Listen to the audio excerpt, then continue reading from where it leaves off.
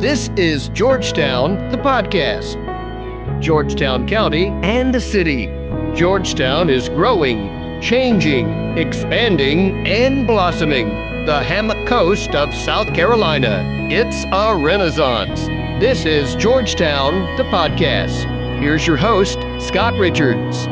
Welcome back once again, my friends, to Georgetown, the podcast. It's all about Georgetown, this fabulous community between Charleston and Myrtle Beach. It is growing. There are so many wonderful things happening. And I'm happy to tell you our guest this edition of Georgetown, the podcast. Al, can I call you a legend of Georgetown? Would that be all right? I think that may be overstating it a little bit, but thank you. We're going to lay that name on you.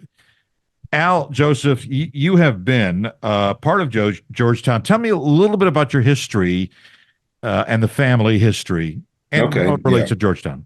My family came here almost 130 years ago, here to Georgetown. Yeah, that's a little longer than me, but that's a little longer than all of us. Right. I was born and raised here, spent my first 18 years, and then college and other work took me away from Georgetown for 30 years approximately, and I've been back for almost 14 years. Just a little bit, because I love the history of the area. Tell me about the history of your family. What brought them here? What was the industry? What was their background? Yeah. And what did you do growing up? My heritage is Lebanese. And there was a huge Lebanese contingent that came to South Carolina and to Georgetown in the late 1800s at the turn of the century. I don't think most people know that. No. And they were shopkeepers. They were store owners. That's what was needed in Georgetown at that time. They actually started out as peddlers.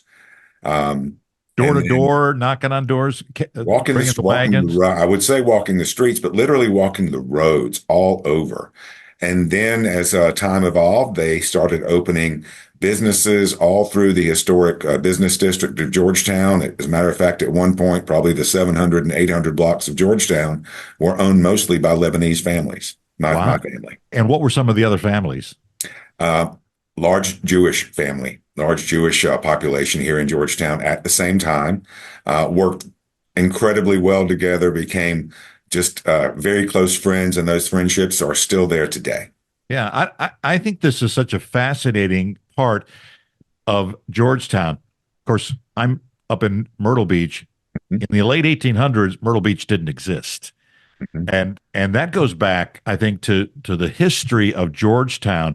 I'm sure you know this, but the oldest or close to the oldest city in the state or the nation or the Southeast?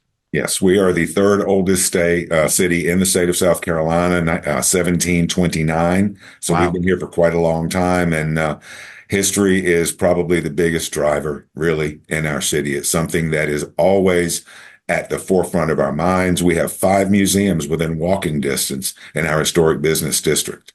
And they're wonderful museums, by the way. They're small, intimate, and my experience has been the people are just wonderful. They are. So let's start a little bit on what you're doing now and the Main Street, Front Street. Mm-hmm. Tell me what you're doing and give me a little bit of a profile of here's what's happening, because it's pretty darn exciting. As a matter of fact, this morning I was all the way up in North Myrtle Beach and chatting with a shopkeeper, and Main Street or Front Street came up and they were absolutely thrilled, said it is so nice. It is. It is nice. It is vibrant. 5 years ago, 7 years ago, we may have had 15 to 20 or more empty storefronts in our historic business district in the Front Street area. Now I have 2. Businesses are moving here. We are having businesses from Charleston, from Pawleys Island that are either relocating or opening second locations here in Georgetown, which 10 years ago was unheard of. No one would think to do something like that. No, well, I've been here up in the Myrtle Beach area for over 40 years, and Georgetown was nice, but there wasn't a whole lot down on Front Street. Now, there were a couple of great restaurants away from Front Street. Still love the Ball and Q. Yeah. Best, I think it was a 14-layer cake I've ever had in my life there. Still there. Yes, I saw that. But now, in the last couple of years, it's just a great place to just hang out.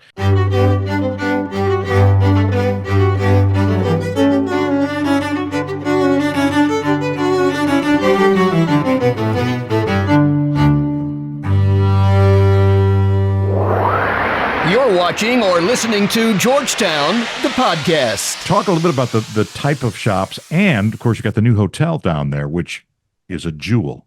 The George Hotel is I said when we first started talking to the folks at the George about putting the hotel here, that was going to be a catalyst for economic development in our historic business district, and it absolutely has been. A spectacular boutique hotel, 56 rooms, independent restaurant, outside bar and dining area. It is just a spectacular location. And you mentioned a moment ago about a couple of good restaurants in Georgetown, maybe off of Front Street. Yeah. There are now 16 on Front Street.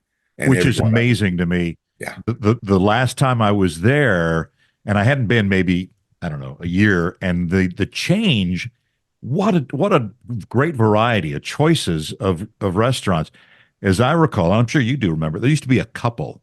Mm-hmm. Okay, I know 10 years ago, well, we'll go to the River Room because it's always there. Yes. Boy, we got a lot of choices.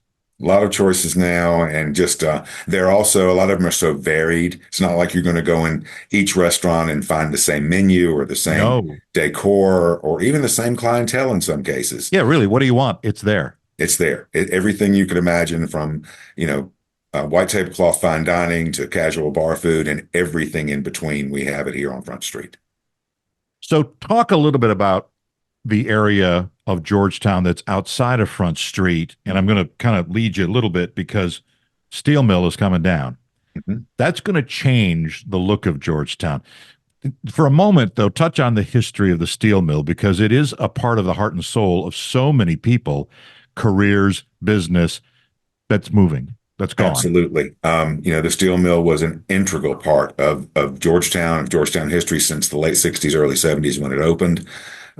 When it was at its peak, probably 12 to 1,500 people worked there. It provided jobs for so many people in this city. Unfortunately, for a variety of reasons, that has declined over the last 15 years or so. We've seen the steel mill open and close multiple times over the last 7 to 10 years. We've seen the employment numbers drop significantly, and the decision, I guess, by Liberty Steel was made to cease production at the Georgetown plant, I guess maybe last year, and demolition has started as of 2 weeks ago to bring. It has started. How long will that take? We're hearing 2 years. Of course, that's way outside my level of expertise. Sounds like that's a little longer than I would think, but that's what we're hearing. And then what happens? And obviously we don't know specifically, but what would you like to see happen? What do you think is going to happen? Well, back in 2015, 2016, we brought an international company in here, the ULI Group, that did a redevelopment study of that property, of the port property and the steel mill property for us. And 10 years later, that blueprint that they gave us is still very much in play. It's basically an extenuation of Front Street all the way down, around, and to the bridge leading into Maryville as you go to Charleston on the south side of the city. Mixed-use development, light industry, another hotel, amphitheaters, all of this has been. It is so exciting. Yeah. I mean, nobody in this area has those opportunities. No. Because, I mean, right smack dab in the middle of Georgetown. Yes. How will that develop, though? Who will own the land and who will lease it out? How does that work? There is an yet unnamed developer that is purchasing, from what we understand, the mill, and they will be the ones doing it. And I have to mention that back when we did the ULI study, the mayor of Charleston, Mayor Riley of Charleston, came here and came to some of the meetings with ULI. And he said something then, and I still believe it is absolutely accurate to this day. He said the redevelopment of the port and the steel mill property in the city of Georgetown will be the most significant redevelopment on the eastern seaboard. Oh, my. And I believe that to this day. This is Mayor Joe Riley? Mayor Joe Riley. He carries a lot of weight in my book. Yes, he does. Yeah. Wow. Well, it's got to be exciting. Are the businesses on Front Street, are they looking forward to this? 2 years is not that far away. No. Before we might see some stuff going up. Are you getting inquiries? Are you getting people saying, I'm ready, I would like to open up a bookshop or restaurant?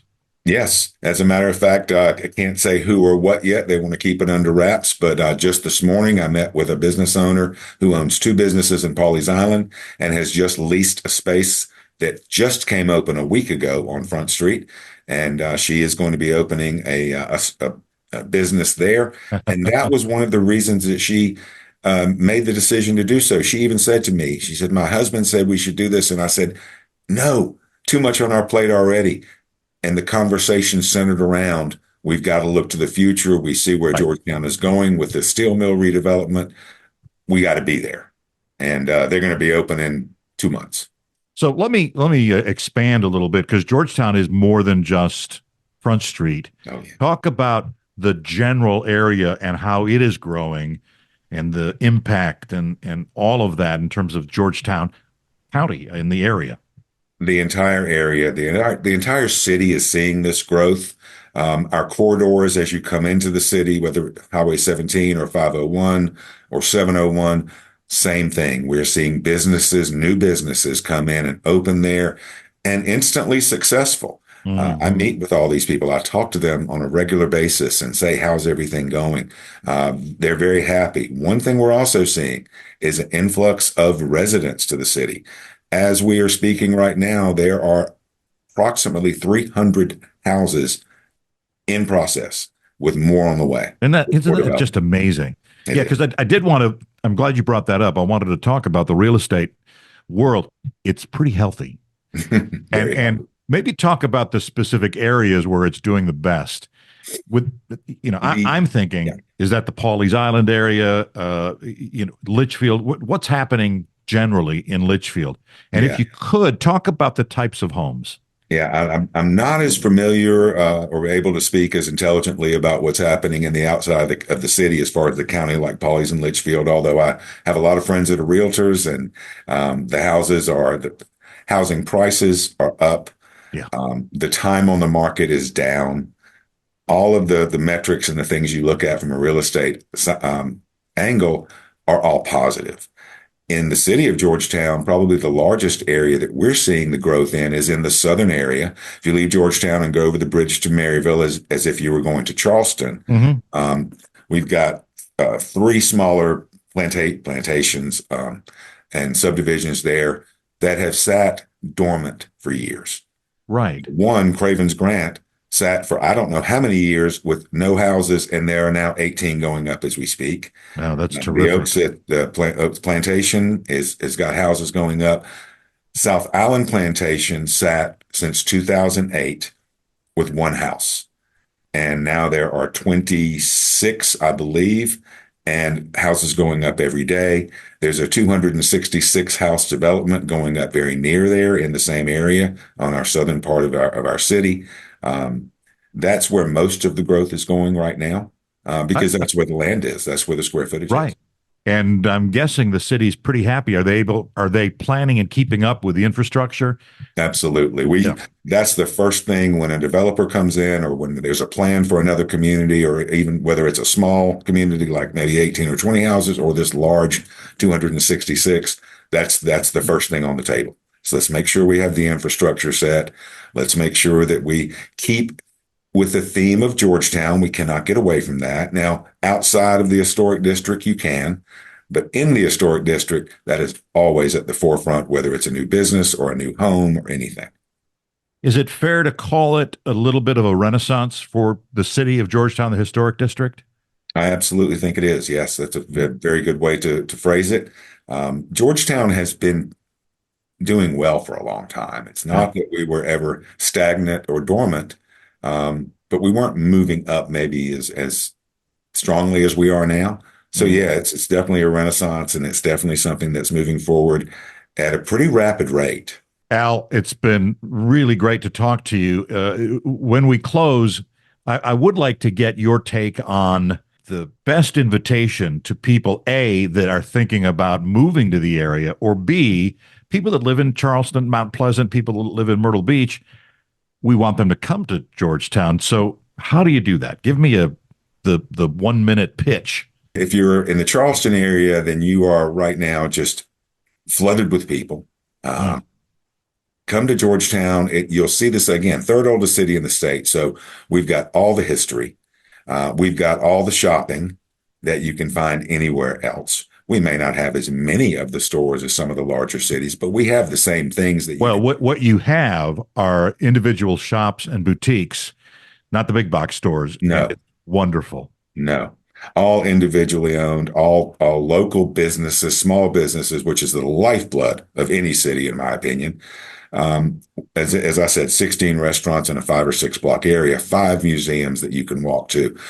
One of the things that you will not find anywhere on the Eastern Seaboard, other than the city of Georgetown, South Carolina, we are the only place where there is a confluence of 5 rivers, a bay, and the ocean 10 miles away.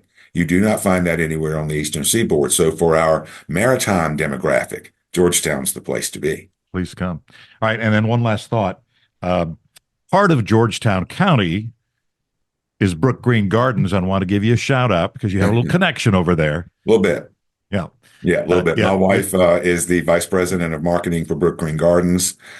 We actually are doing some work with Brook Green. We're trying to do some collaboration with Brook Green here in Georgetown. They are all about it. They're excited. We hope we'll be able to do something here soon. It's nice having a little bit of an in with Brook Green. It is through my wife, and it's something that we market here in Georgetown. I'm on the marketing team. We are the DMO for the city. We do all the marketing, and I'm on that committee. And Brook Green is something that we have to tell people about. It's only 20 minutes away, and it's spectacular. It is spectacular, and they've got some big things happening real soon with a new building and Summer Light Art by Night. Yes. Or is it Summer Light Art by Night? Yes. I think. And this year, I believe, is going to be the best they've ever had with this new glass exhibit that's opening up here in a week or so. Oh, it's going to be amazing. It is going to be Nights of 1,000 Candles, maybe just a little bit smaller. It's that good. Well, and summertime, so it won't be freezing. Right. Al Joseph, thank you so much for your time. We love everything about Georgetown. I'm having a ball learning about this.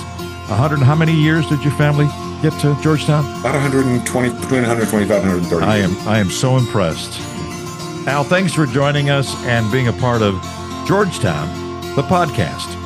Thank you so much for having me. Thank you for watching or listening to Georgetown, the podcast. Learn more about the Hammock Coast and Georgetown. Read Georgetown Magazine in print, pick one up around Georgetown and along the Carolina coast. Or digitally, visit readgeorgetownmag.com.